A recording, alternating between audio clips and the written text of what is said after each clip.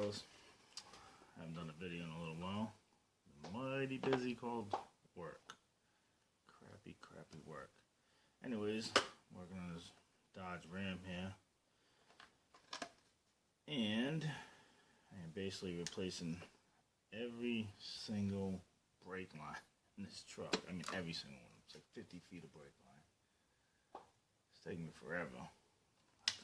How to get different parts, and that's a whole nother story. But anyways, what I want to talk about is this flaring tool. You guys probably have these flaring tools here. It's wonderful. Mine's a little rusty. I actually have 3 of these up there. And they break, and they don't really work. And they're just, here's the other one. They're just crappy as can be. If anybody knows anything about these, you shove them, This goes in the slot right there. You can see it's been, probably tapped. So you got grooves to hold onto the line, which basically bend the line and scrape up the line, and makes a horrible connection. Doesn't really make the flare right. Doesn't make a double flare, bubble flare, any kind of flare. It just makes it a mess. You're left with just I wish I had the other one hanging around here to show you what the heck it did. But I actually had to remake a line because that thing was so horrible. And then I broke the little 3/16. So I'm actually looking for that line. I thought I had it near me. Anyway, take my word for it. That was crap. So I went online and I was looking around. I was like, what options do they have that's not going to cost me $1 million? I mean, these little ones here, these stupid things here, this is like $20, $25, like AutoZone, Advanced, and all that. This is just garbage. I don't even know why I didn't buy it. I guess I didn't realize there was other options. So I went out and I looked. Actually, I was looking at Eastwood before because I was going to buy some paint and stuff like that. They sell really good paint for cars and stuff like that. And I think I just looked up car flares, car flaring tools, brake flaring tools, something like that. And Eastwood popped up, and I was like, "Well, I know that company. Let me see what they got." So I went on there and I seen this tool here. This is the tool, comes in here. You got another piece, which is actually the flaring part. This is the stop, so you put the brake line. I'm gonna show you. And it comes with some kind of lubricant stuff for this piece here. I think that's it. Yeah, that's it. That's all this tool too. Now this tool, put this over here. This one, you can actually take this handle off, like so, if you want to. I haven't done it yet. I have a vise over there, but I did too much crap in the way. I'm trying to get I guess you got to, mine don't work there. I have a really crappy vise. I'm not showing you. It's ugly. But anyways, the handle comes off. You can actually take this off with the Allen wrench too if you want to put the whole thing in the vise. Which if you have a vise, I would recommend. You could do it. But I tell you what, by hand, it's very easy. We'll just use this. And plus, this is good if you need to get into a car and like up in there. And you can't, there's no way you're using this piece of crap anywhere, in a car, anywhere, at all. But regardless, I had this little line I'm actually making for this one here.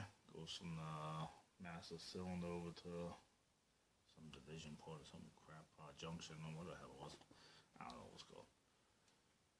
But anyways, I want to show you how to make them with this, how easy it is, and how good they look. And this one is going to be it's a bubble flare. So I'll show you this one, then I'm going to show you the inverted. The bubble flare is basically the first part of a double flare. I mean, actually, it is the first part of a double flare. So to prep these, though, get yourself a nice fine one. Hold on 1 second. I thought that stopped on me. I can't see the back side of my camera because I'm actually using my phone right now. Actually, I can't see the other camera either because it's old as hell. But anyways, what you're going to want to do is get a file. And I always file right around this kind of make it a little rounded. It just makes for a better flare, whether you're using that crappy thing or this one I found. Because when you cut it, it kind of makes it come up.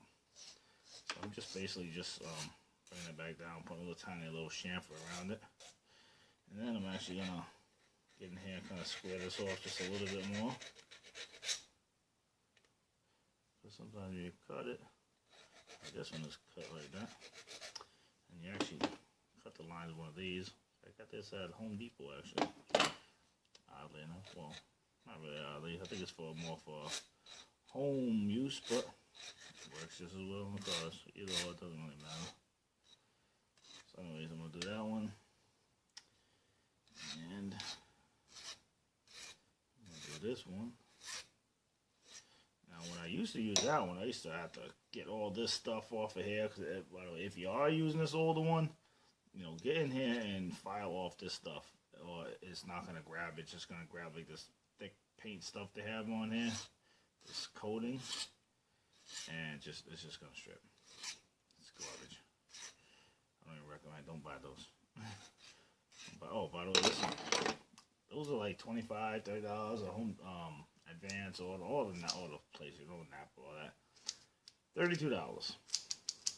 $32. I actually paid $10 for shipping. You can get $5 and it's a little bit, a little more time added on, but I kind of needed it a little quicker, so it was $5 or $10. So for $42, that's what this cost. 42 bucks. Anyways, do that there. Then you need something I apparently can't find. You know, chamfer and oh, I'm sorry. I actually left it in the drill. Left it in the drill.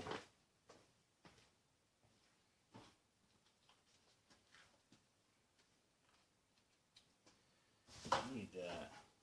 This you want to do by hand. Don't do this in a drill. Probably tear everything up. But you also want to get inside here and just get all the just basically deep burn it. So you're gonna basically just get in there, take a little material off. I think it makes for a nice smoother, you know, brake situation. So the brake fluid flows better.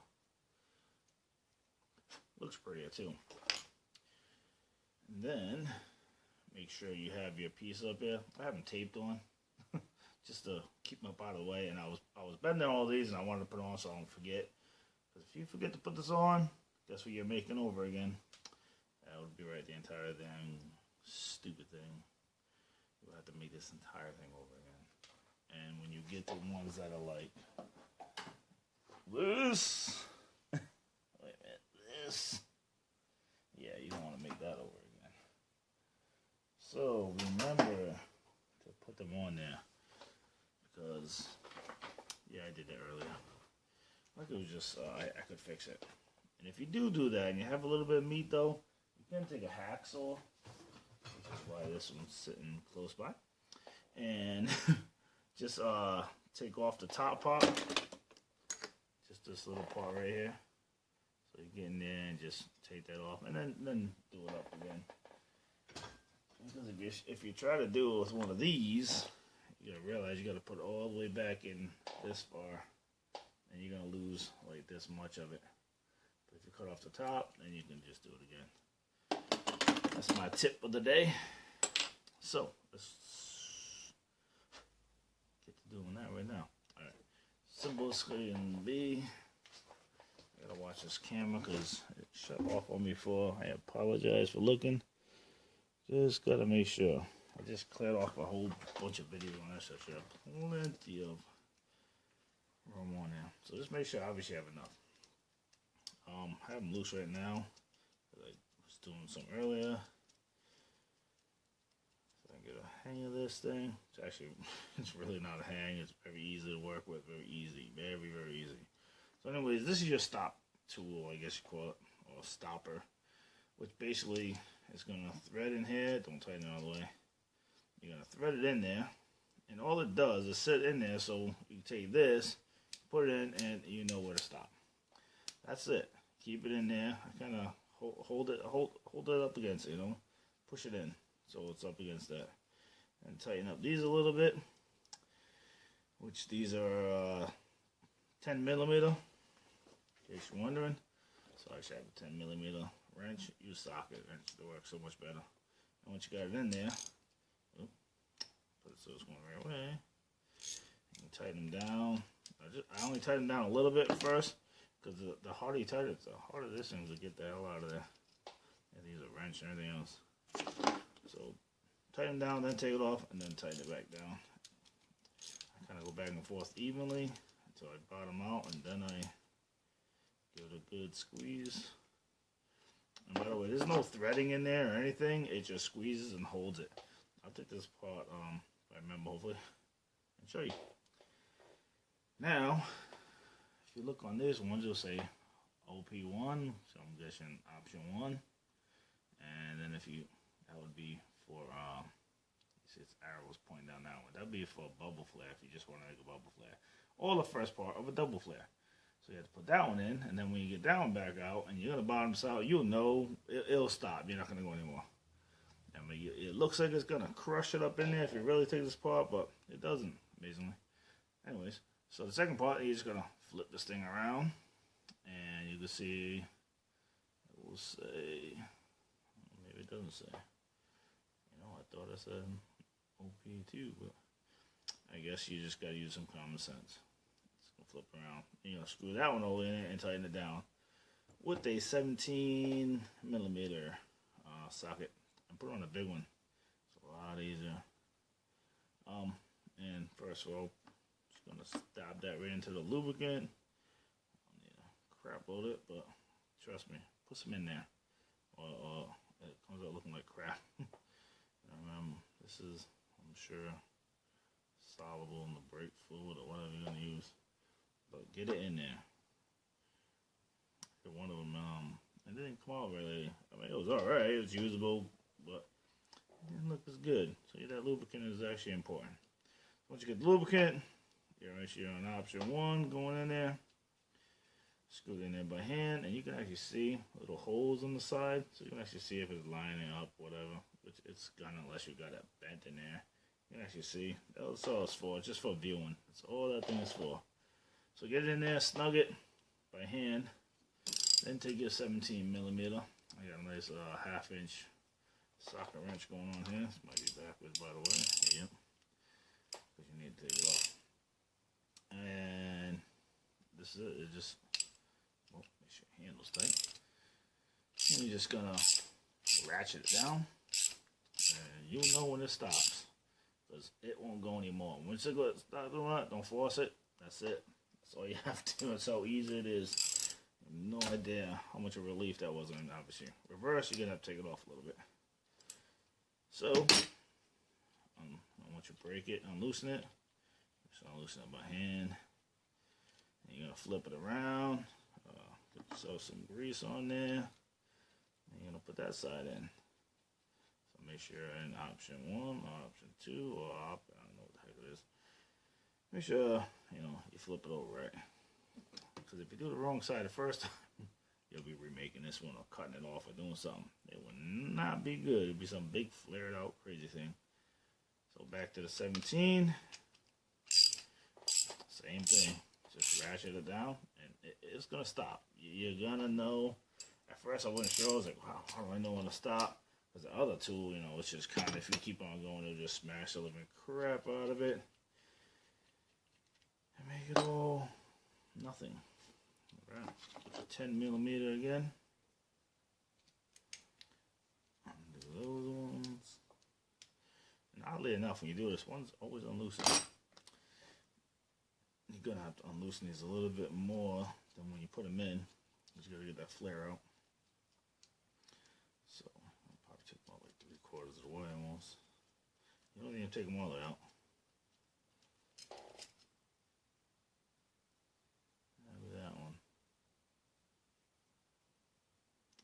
I was supposed to make that a bubble.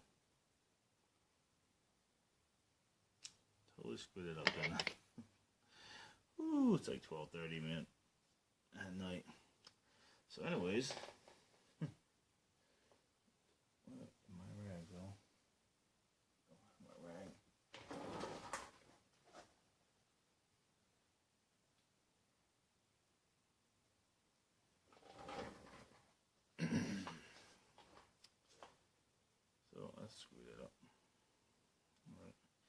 edit that part out.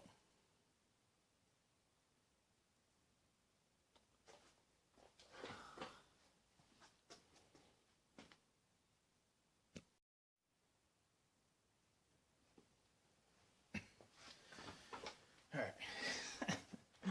You know, I was going to edit that whole thing out, but I decided not to. Because people need to see that people make mistakes. And I make mistakes all the time, so I've been doing this crap for a while. And I still make mistakes, especially when it's like freaking 1:45 in the morning. What time is it? Oh, my mistake. 1:15 in the morning. Yep, I will be making mistakes. So anyways, I did what I was actually talking about before. I took a hacksaw and I actually just cut the tip of it off. Reflushed it, re-cleaned it all up like I showed you a few minutes ago. I don't think you needed to see that again. And we're going to put that back in there. I'll give you a shot to actually see this processor again real quick. But I'm going to do it a little bit faster. Because I've actually done about 4 of these now. So I am a professional. So I'm going to get this down in there. See if I can't screw it up again. Oh, I can't believe I did that. It's too late to be doing stuff like this. But anyways, I tell you what though, this thing here is a freaking lifesaver. When you use this and you were using that other piece of crap your entire time that you've done all this, it's unbelievable. The difference is unbelievable. So anyways, I'm going to make a bubble flare this time. So like I said, it's just basically a double, the first part of a double flare. Now I got that on there. Let me check what I'm doing now. I'm good now. I'm just going to bring it all the way down. Stops. I like to put that back so when I grab it, I'm ready to go. So that's it. We're not going to turn it around. We're not going to make the other on this one. First I made, I should have showed you a thing. It was actually a really, really nice double flare. Really nice. Too bad I need a bubble flare. But these things make such nice flares. It's unbelievable. So,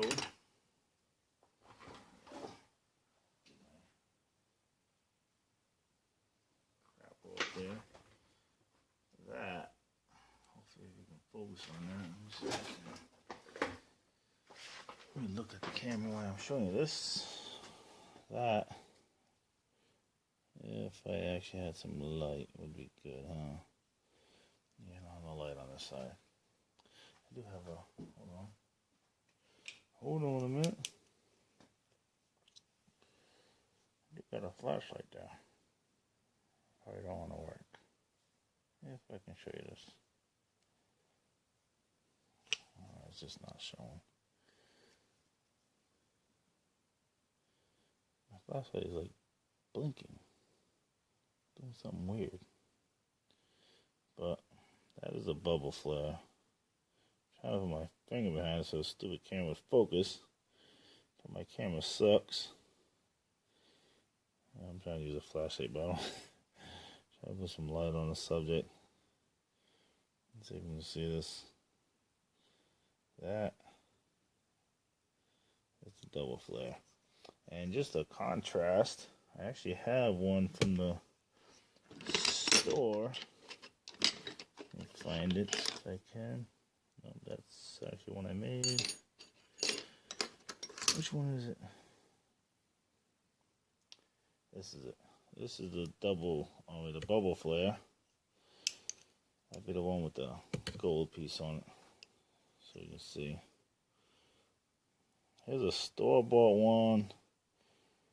Store-bought one is a pair with the piece on it.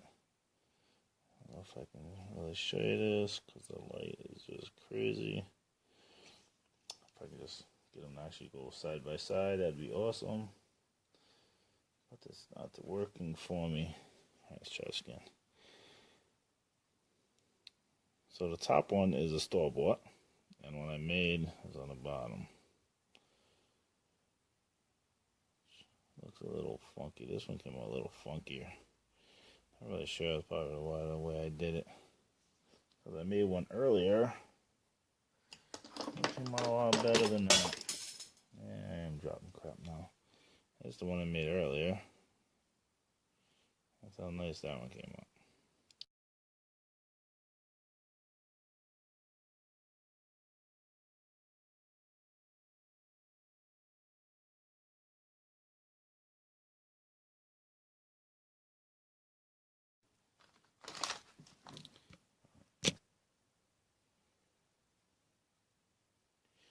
Alright, got this figured out. Do not want to make this again, so I had to make sure I get this right, because one end's a bubble flare and one end's inverted. So we will do the inverted for this one here. So basically, it's cleaned up. Pretty sure I got that to the length that I need it. Oh, I'll be cutting it off again to one. Pretty sure that's where the length is. So the same thing. Clean the dang thing up. And I'm doing this on like an angle as I go around this, by the way.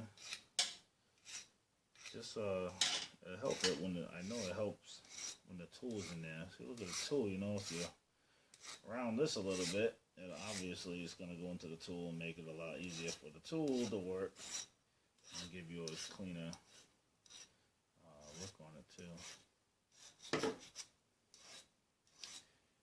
Tell you what, doing that hacksaw on the other one is really comes out a lot better if you do the tool on this tool on there. That one like really squares it off.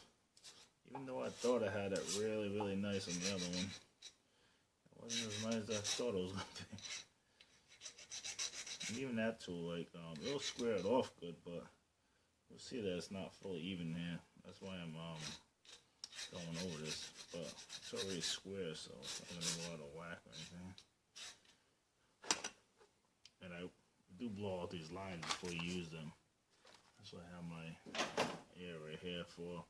But once I do both lines, sides, and then I just blow out the whole thing. Because if not, you have to blow it out twice. Which makes no sense. You know, I keep losing this damn deburring tool. Just like, I don't know why I put it way over there. It doesn't make no sense. I have everything else right here. That's because it's 1:15 in the morning.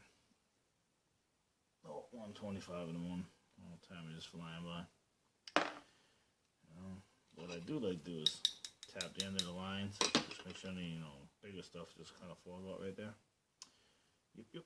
That's what I like to do. Alright, make sure your connection's on here.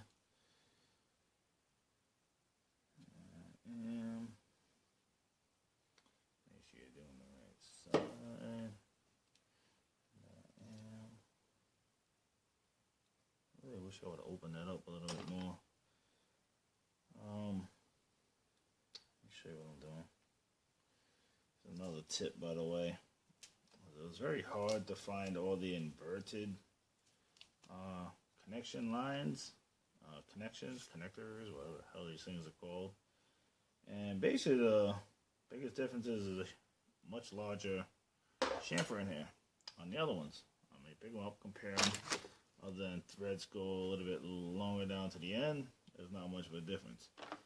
But if you got one of these and one of these, which is losing power really fast, I really need to charge these things up. If you take one of these, that's the tip. I've already done a little bit. You can see a little bit of a chamfer in there. Maybe you can, maybe you can't. But get your tool and just put it in there. And let it rip. Try not to, if it catches, just let the dang thing go. I'll probably make this a little easier, but because I do this at work. I'm actually looking for my glasses.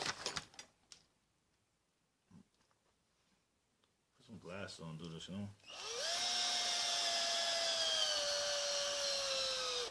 And it should pretty much center itself.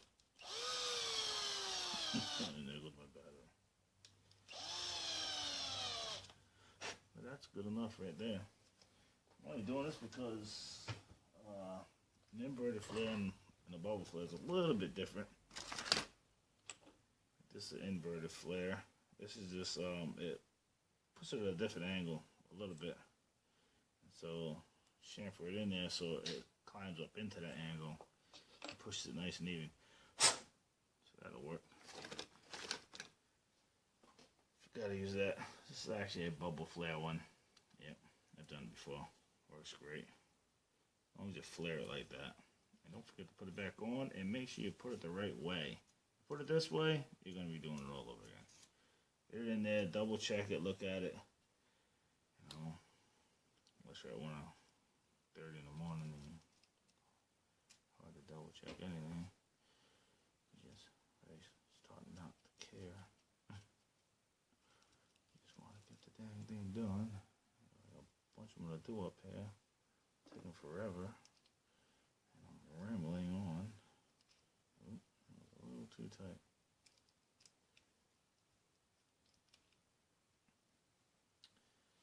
Alright. So it's in there. So this is the stop. Basic stop. I call it stop.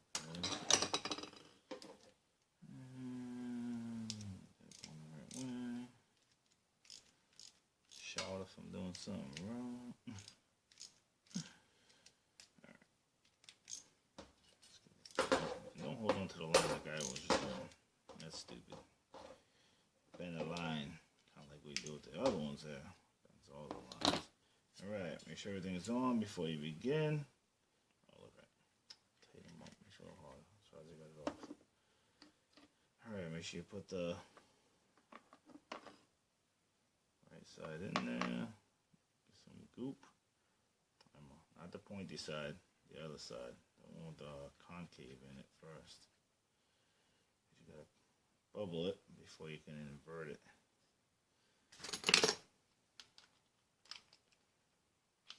So, bubble it.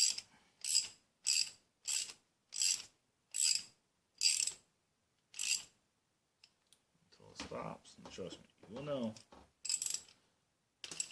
It does get kind of caught in there, so. Now I am doing an inverted one.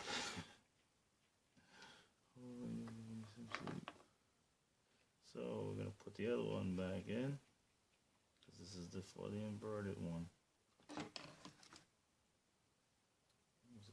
Moved on.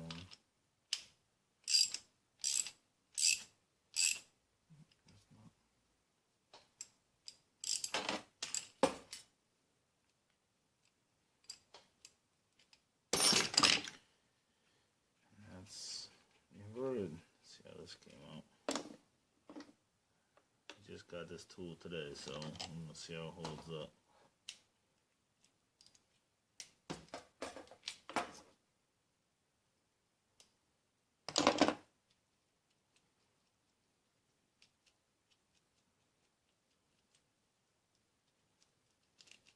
Kind of open this up a bunch for this. Yeah, man. And that's the inverted one. I really need a rag here. Where did the rag go? Old pair of jeans out here.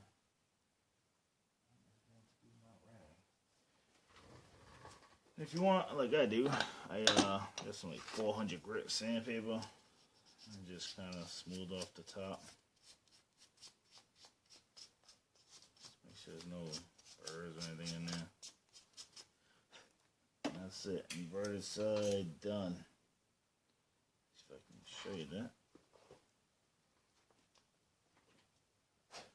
Trusty crappy flashlight. Let's see. Might be able to show you it. Yeah, maybe if I get into the camera. Alright. Where the heck is the camera at? Well, that focus works awesome, doesn't it? I'm trying to get my hand behind it.